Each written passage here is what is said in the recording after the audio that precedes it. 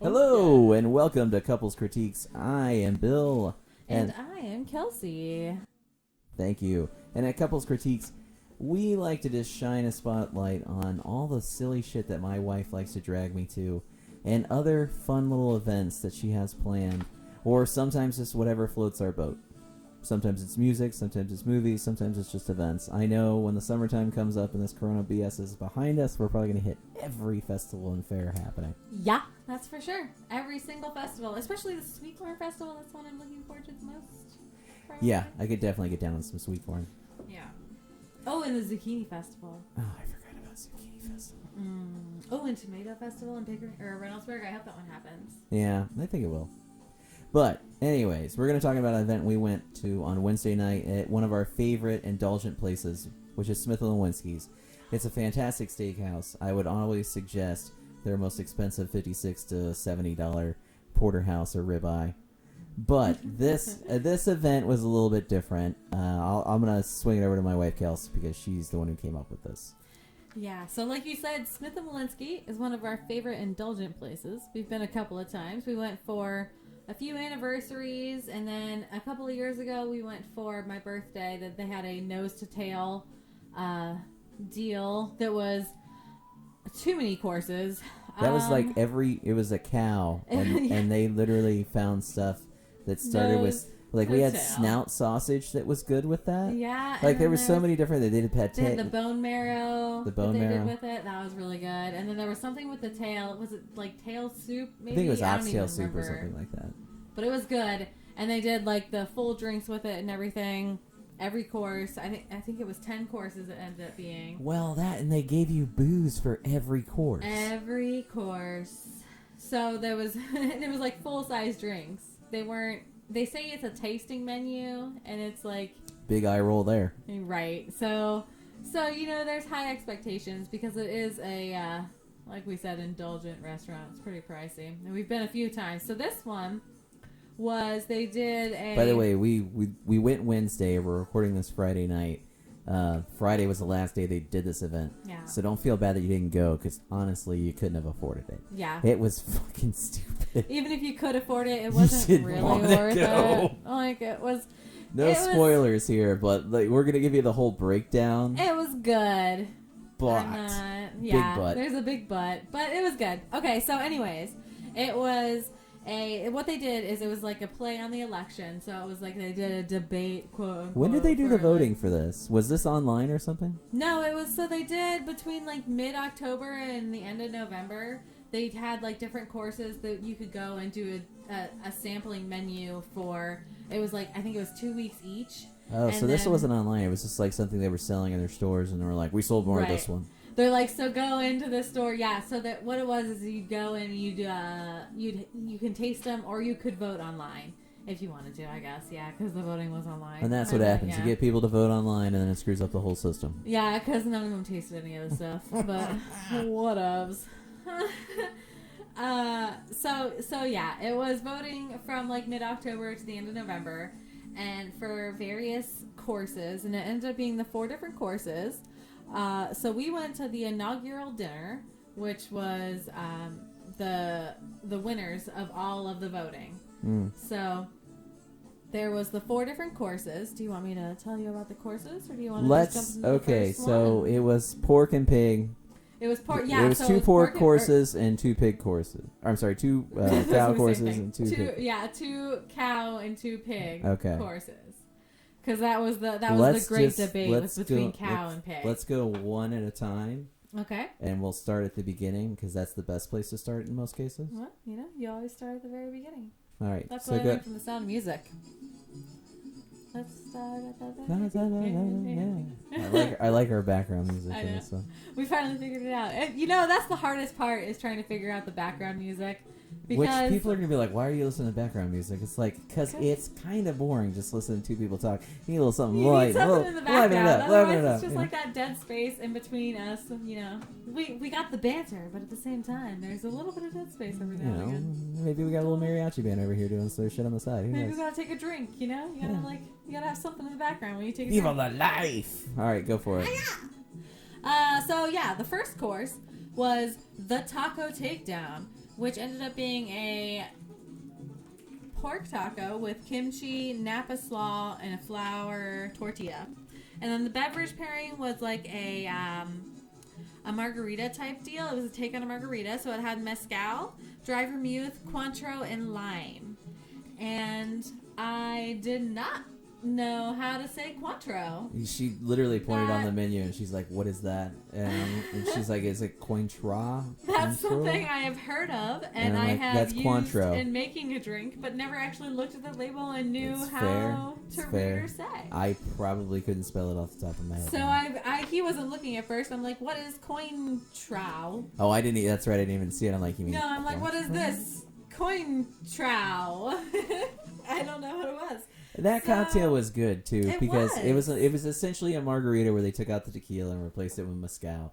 If you haven't had mezcal, it's like smoky. It's smoky, clear tequila. It's that kind of liquor, but it doesn't taste like tequila. It tastes smoky and good.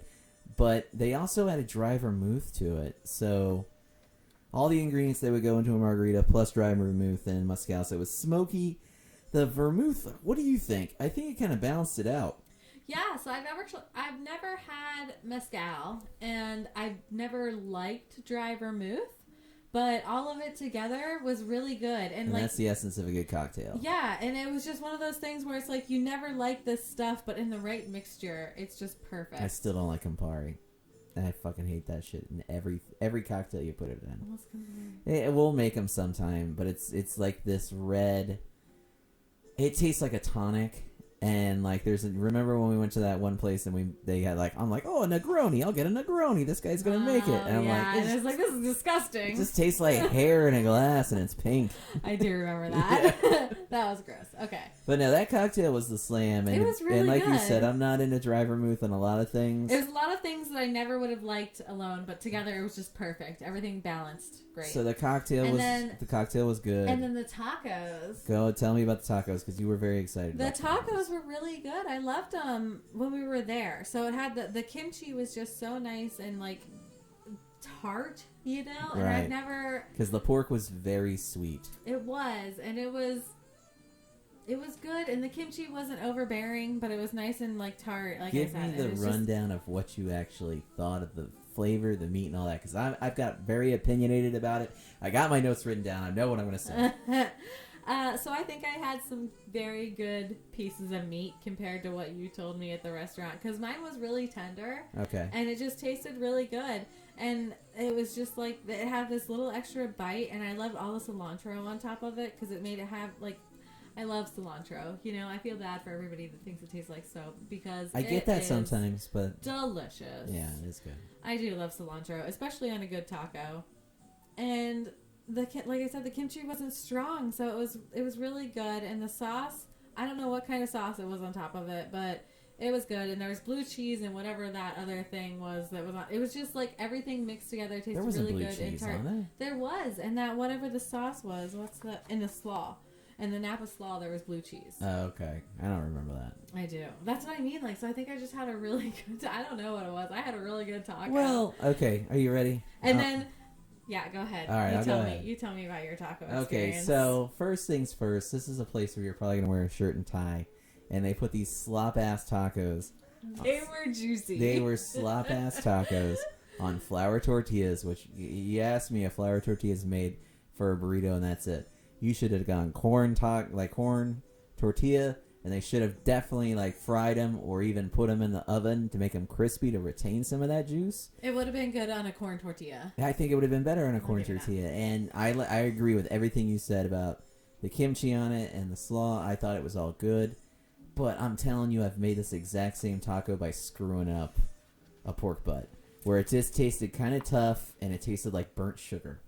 So I was not a fan, and when it just kind of like you pick it up and down the back end of it, I'm like, all right. We ate them today. Yeah, so they give you big portions. Big food, a lot of food. So we each had because we each got our own separate meal, because that's how you do it. Yeah. So each thing was poor. 2 tacos. The first meal was 2 tacos and then the full drink. And so, which we could have just left after that. If we had eaten both those tacos, we could have just left after. Yeah, that would have been good. That would have been fine. We only ate one Yeah, taco. we only ate one taco. And then we took the other 2 home, and we ate them today. So today we had all the leftovers from Wednesday. And that's coming to another thing, because not only does it taste great fresh, but boy howdy, in a microwave, it takes it to another level. The tortilla, I literally could not get her to eat it because it had soaked up all the salt. So salty. It just soaked up all the juice from that. Our 15-month-old baby was like, put a little bit in her mouth. She's like, nah. I've had better tacos. Thank you. So yeah, that was the thing. Today when we tried it, it was like, I loved it the day of, and then today when we tried the leftovers, it was just like, I felt the same either way. So salty. I felt the same either way, but I will let you have your opinions because I'm a 21st century male. Oh, well, thank you. I don't give a shit what you think anyway. So I loved the tacos the day of. Tacos and cocktails. And they went, yeah, I was gonna say they went really well with the. All right, so that was the first pork. What was the first beef? So again, this was part of the foreign policy. So there was the 2 courses in the foreign policy, right? And that was the foreign policy, and because I guess it was like kimchi, so it was like the Korean type thing. And then the next one was the beef fillet that came with the Ras Al Hanout, which was like a spice on top of it. And then, I'm going to say all of these words wrong. Chermula. Feel free to leave it in the comments what the hell we were supposed to say. We're going to, I'll show you a picture We'll of show the you a menu, picture of the menu. And we'll have a picture of all the dishes too, so you can see what they look like. And then, harissa roasted butternut squash, which I loved this. The butternut squash was really good. And I have to admit, the steak... They said it was a Mediterranean style. Yeah, but it really tasted more like if you just put like an ancho taco paste over a fillet and flat iron grilled it. And I'm going to be honest with you, that was fucking good. So it's like the Ras Al Hanout spices is something from like Tanzania, Algeria, and Morocco area. So that area, like you said. But it's like... Western Africa. Yeah. And so it's like a lot of cumin and cinnamon and nutmeg and that kind of stuff in it. And the dry ginger, chili powder. They have like 17 spices where they're like, if you can't find this spice, try these 17 spices together. And it's like, it's delicious and it tastes like taco seasoning. Right. And it seems, like you look at it and you're like, this is just like you had to travel far and wide. And then you taste it and you're like, bro, this is taco seasoning on a fillet. And so, I loved it. I know. So next time we make fillets, we're gonna just sprinkle taco seasoning on it. And we were the like the whole seasoning. time we're eating it, we're like, we got to get some lime cilantro rice, and then we got to do a little dollop of creme fraiche on this. And this is like we just got so many ideas about what we were gonna do other than what they did to it. Right, and I think, and you know, that's probably a good thing about these kind of meals. You might love what you get, but at least you can like think of other stuff to do with it. So you can get it's new experiences. Very fair. If anything else. Okay. But I loved that one, and that one was paired with the Starmount Pinot Noir Carneros. Which was good. It's a Pinot. Nothing exciting. Red wine. It's a fillet, so red wine. It makes sense. Red wine. Here's fillet. But that was probably my favorite dish. And this is gonna lead into the biggest downside of the whole meal. Yeah, and this one kind of, my wife. I'll just let you get into it, and then I'll tell him the next one. Okay, yeah. So that was the foreign policy. Now we're moving to the domestic policy. So it's things that come from the United States. So we have St. Louis pork ribs, of course, with the California barbecue and slaw. Carolina barbecue. Carolina. What did I say? California? Yeah. Carolina barbecue with slaw. So I loved it. It was great. ... I want to talk about how great this was before I get into the drink of it. Okay. So I loved this. I don't like pickles. Let's preface this with, when I met you, you didn't care for ribs. Yeah. You didn't like coleslaw. Yeah. And you didn't care for pickles. Well, and most of that is still true. Okay. I do like ribs. I am not a coleslaw fan. It's nothing I will ever order. Crave. Yeah, I will never crave. I will never order it. I will never make it. Like, it's nothing that if it was not, like, the fact that it was on this menu, that's why I ate it. At Raising Cane's every time. Yeah, I do. I just say, keep the coleslaw. I don't even want it. Can I have another sauce instead? And they say no. 75 cents. But if it was, the fact that it was on this menu is the only reason I ate it. And it's the same can be said for the pickles. Because I'm going to give it a fair shot. You know, I don't like these things. This like the drink in the first round. I don't like these things, but they know what they're doing. I'm going to try it. We'll see how it goes. And that, when you eat them all separately, you're like, yeah, they're all right. Yeah. Put them together. All of it Oh tasted my good. God. It was like a flavor explosion. And I loved it. It was just like the pickles the sauce were was sweet. so mustardy. The pickles were so sweet and crunchy and like tart. And then the coleslaw with it. It all just blended so well and tasted amazing. Talk about the presentation too. And it was great. Yeah, it was on this like plank, a cedar plank or whatever. It was some kind of wood-fired plank that they took a blowtorch to. You can see that they blew to which did was the whole hilarious thing. to me because the ribs were clearly cooked in an oven. There was no smoking them. And spare ribs are the cheapest rib you can buy, and it's obvious because they have like cartilage you had to spit out of them. So when I was eating them, I'm like, it's spare rib. But I will admit, they were very tender. Really good. They were very tender. They had a good flavor, especially with the sauce, and it was great. I love Carolina Gold sauce, especially when it's nice and tart. Yes. And then the adding of the tart and the crunchy and everything so with you the got pickle the coleslaw, and the the slaw, pickle, and it was just great. And then you wash it down with oh boy, here we go. The Starmount Cabernet Sauvignon. Which, who the hell is ever eating ribs? And who's ever eating any kind of Carolina barbecue and be like, give me some of that Cabernet Sauvignon. Let me have a red wine. I love red wine with my ribs and coleslaw. I'd like a nice heady red wine. Oh my gosh. No. Coleslaw and red wine. We were eating it and we were just like, and then you said it best. You're like, what do you think would have gone better with that? Oh my gosh, a beer, like a lager, something. Like a Belgian lager or something? A Belgian lager. Or even a fucking Miller Lite out of a can. I was going to say, literally any kind of, like, beer. Yeah. Would have just gone so much better with it than that. Because it's just, you think, you just need that, like, bubbles from the beer. Yeah. And then, like, the, like, sweetness. And it's just red wine. I didn't see how the wine work. I did not see how Cabernet Sauvignon met with that at all. It did not work.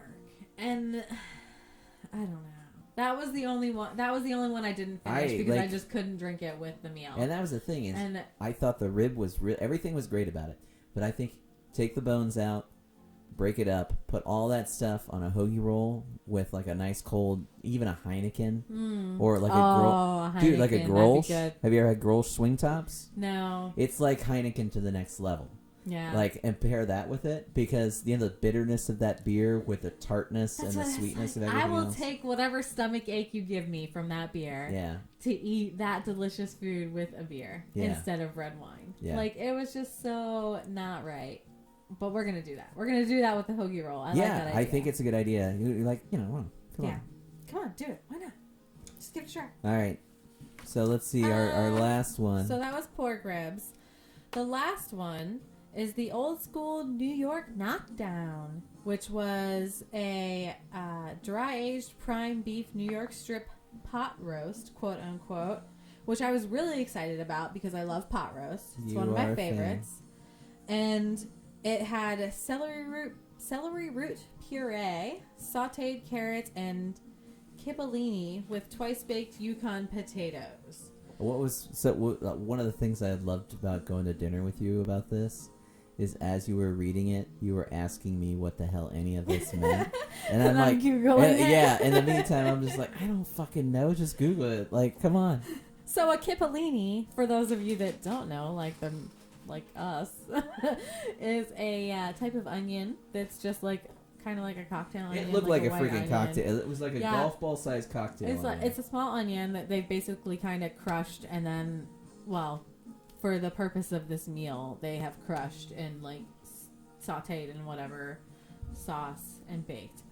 But I was really excited for this, and it was kind of just lacking.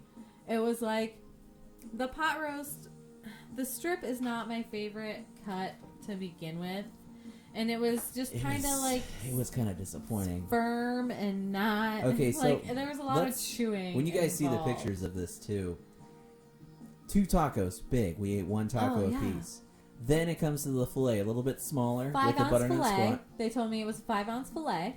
I believe that. Yeah. So and then we got to the 3 small spare ribs. Yeah. Then they bring out 8 ounces. 8 ounces of New York strip. Right, like it was a lot of food. That's why we ended up heating it up today and eating it today, because it was like, this is a lot. A lot of food. Which, I mean, we paid for it, so. Oh yeah, we're gonna get to the grand total here in just a minute. Oh, are we gonna disclose that? We're gonna disclose that one for sure. Dun dun dun. Now, what came with that? So the drink? No, it came with the carrots, the celery root puree, onion. Tell them about potatoes. my favorite part. The potatoes. The potatoes. I'm usually not a guy who goes for the potatoes. But they were these cute little potatoes that looked like golf balls. And then they squirted some sour cream and tiny little chives on them. He don't even like them because of the way they taste. He just likes them. I just thought they were cute as hell. He's like, they were cute as hell. They were cute as hell little potatoes. And I would gladly get those again. I would go back and say, where are those cute little potatoes? I don't want tiny Yukon potatoes. I want the tiny Yukon potatoes. I don't want the big ones. Give me the tiny ones. I want the bite-sized potatoes. And if you could just go ahead and just take a potato back there and turn it into the tiny ones, I'd rather have that. I'm paying an ungodly amount for this. I will pay $5 extra. I am paying an ungodly amount for this food already. Okay, so we had 4 courses, 4 different drinks. Yeah. Yeah, that one came with another red wine. Which, that was the worst one. I liked that one. I thought that one was really good. I did. What was the... That one was the Bodega Garzon Tanat Reserve. And that's where it got in my head. Once I read that, I'm like, I already know there's some Southern Glazers liquor rep who's like, listen, normally we sell this wine to hotels. We're having all sorts of problems because of COVID. What are you guys doing on traffic? How are you guys on traffic? And they're like, it's a little slow around here. Not everyone's coming in for $64 steaks, you know. And he's like, how about I got this idea. This wine normally retails for $24.99. Now, we sell at wholesale cost for $9.99. I can get it to you for $4 a bottle. I need you to get 25 cases. I'm going to put together a tasting menu. You got any executive chefs here? How long they've been here? What are you cooking with? What do you got? All right, here's what we're going to do. And they just set up this whole BS for Smith & Wollensky's. And it was literally some rep who's just like, I got to get rid of this shit. I'm going to lose my job if I don't fucking sell some wine. And then they're like, well, we can't just have all wine. That's fine. I got a cocktail lady. She'll come in. We got some dry vermouth. We'll throw it in there, too. Maybe give them something a little classy like mezcal. It was... Everything was good. What was... All right, give us the cost with the drink pairing. Well, I was trying to look up. I did want to say that I was trying to look up because they were in partnership with all the different drink people. I was trying to look it up. I'm not quick enough, but it looks like they're all different owners. Well, they might be all different. No, they might be. So they would have all had specials, and that's something that I don't doubt is happening, especially right now with coronavirus. I would guarantee that they were through a single distributor, though. Yeah. They might all come from different distilleries and wineries and stuff, but I'm guaranteeing they were all through I'm one. not quick enough on the computer for that in my experience in the bar world, there's a lot of them owned by the same there's only like 4 or 5 different distribution so. Companies. All right, but grand total. Okay. What? Yeah. So there was an option you could get where it was just the food, then you had the option with the alcohol, and if we had been able to read and understand what wine was, we probably would have just gotten it without. And well, we didn't even really look at it. I was just looking at the food. We would have just gotten our own booze, right? Yeah. I was just looking at the food, and I was like, oh yeah. And then they said wine pairings, and I'm like, you know what? You didn't steer me wrong. You've never steered me wrong before, Smith and Wollensky. So let's go for it. And then I guess there's always an exception to the rule because. Now, I'm going to always look at the wine menu or whatever drink pairings they have because I would not have done this if I'd known there was 3 red wines. Well, okay, yeah, give us the price without the drinks and then with the drinks. The 4 courses without the drinks was $85. Okay. Which I will tell you that. That's expensive, but when you consider the amount of food you got, you're knocking it down to what, $22 a plate? Yeah, which is still kind of a lot, but I mean, you're going to Smith & Wollensky. You're going to Smith & Let's be Wollensky, honest. yeah. You know you're going to overpay because you're like, Right. I'm in a fancy booth. Because we had this gigantic booth. Right. Which we've sat at before, and it's great. I like that he pulls the table out because he knows I'm too fat to just slide in. Here, fatty. Get in there, boy. We'll bring that bread you guys love. And I do love it. That rosemary bread, oh my god, it's delicious. Yeah. But so, yeah. So, you know, it's nice. You're paying for the experience. So it's $85 if you just got the food. For the 4 courses. With the drink pairing. With the drink pairing, it was $119. So it jumps up considerably. That's $35. Yeah. For 3 glasses of red wine and a margarita. I know. Yeah. That was kind of a kick in the nuts. It's like, I guess. But then what's a cocktail there? Probably $12 to $13 anyway, right? Yeah, so it would have been cheaper than buying drinks. I guess. I don't know, because we probably would have only had like 1 or 2. Yeah, probably. So just like, give me a Kettle One and soda. Lemon and lime. Right. I'm good. Whatever your well vodka is, sir. Thank you. I will have your cheapest vodka. Because we had a lady thing. So yeah, grand total it was like $255. Yeah. And then we tipped, of course. Because we felt bad. Let's talk about this part. So this literally felt like the fall of Rome, where everything is just in chaos. Well, you know, everything is slow because of coronavirus. Especially because they're telling you, don't go out. And, you know, we shouldn't have gone out, but whatever, you know. Why shouldn't we gone out? Let's be honest about that. We wore the mask. We washed our hands. We sat at our table. We sat far away from everybody else. There was literally no one else around We got there. us. We got there at 6:30. Now, granted, 6:30 on a Wednesday. You're not expecting a lot of people. No, but we But looked like you up. said, we've been there a few times before. What was the capacity on this place for people who don't go to Smith & Wollensky's? So this is the one in Columbus, obviously, at Easton. And it was, so it's a 10,000 square foot restaurant. Big restaurant. And they said that they had a 335 seat capacity. So we walk in, there's nobody in the main dining room, and the guy says, "Would you like to sit on the heated patio?" Now, no. I can only guess. Now, the patio is also enclosed and it has the heating lamps. But again, that was the thing. It's like, bro, it's like 34 degrees outside. Why would I want to sit on the patio? I can only think that he's like, it's going to be fresher air, so the coronavirus won't kill you. You know, it's the whole thing. And I'm just thinking, I'm like, no, dude, we'll sit in the dining room. And they kind of gave me the look like, I guess you'll sit in the dining room. And it's like, yeah. I'm going to sit in the dining room. Yeah. Because don't want to freeze to death while I give you my left kidney. I don't want to sit outside. And then when we sat there, like another 3 tables got sat, and we were close enough to the host stand where I could hear him ask every one of them, and they all kind of gave him the look of like, no, what the fuck is your problem, dude? But then when we were leaving, there was about 4, maybe 5, I don't remember exactly, but there was maybe 4 or 5 tables. And there was that patio. one big party table. Yeah. And there was the one big party table in that little nook. But the last event where we did the nose to tail, they were kicking us out. Packed. Like, we did not have room. This was 2 years ago, pre-COVID. Yeah. 2018, November 2018, because we went for my birthday.